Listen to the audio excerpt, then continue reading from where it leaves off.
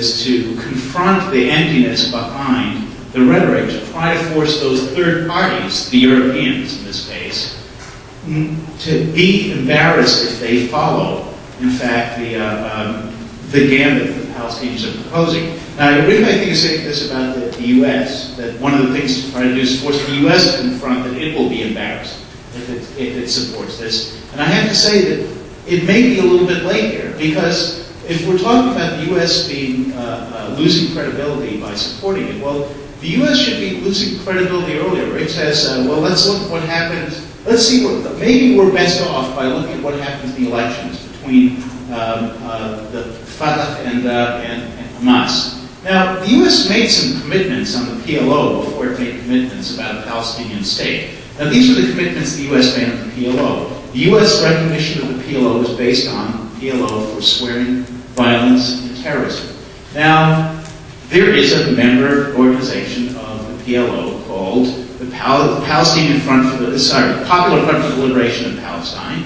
Now, Israel just arrested the two terrorists that murdered the Fogel family less than a month ago, and they are PFLP terrorists, a member organization of the PLO. Now, under U.S. law, that means the U.S. has to withdraw its contacts with the PLO, whose chairman, by the way, is the gentleman that Rick mentioned, the person now entering his 76th month of his 48-month term as president of the Palestinian Authority. That would be Mahmoud Abbas, chairman of the Palestine Liberation Organization. Now, is the U.S. going to do this? I don't think so. Now, we talk about Fatah as if it's the peaceful alternative to Hamas. Hamas, there's no doubt, it's a terrorist organization, but you may be surprised to know that more Israelis were killed by Fatah terrorists in the last decade than Hamas terrorists. That doesn't mean that Hamas is good guys. It means that maybe Fatah is not good guys. So when we talk about the fact that they might lose credibility by supporting this candidate, we have to remember that it doesn't happen automatically.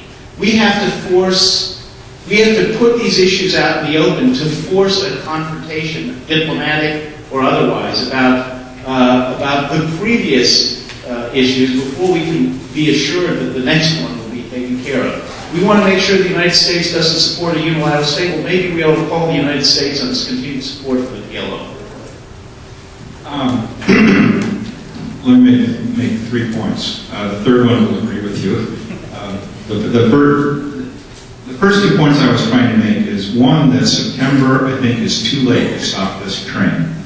If we get to September and the train has not been stopped, or the car crash makes my metaphor, it will in fact be unstoppable.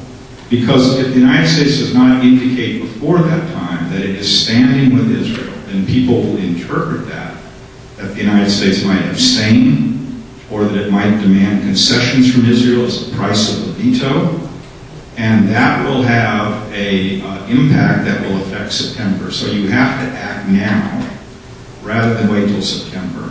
That's number one. Number two is, I think one of the things we have learned is responses on the merits don't actually have a tremendous impact.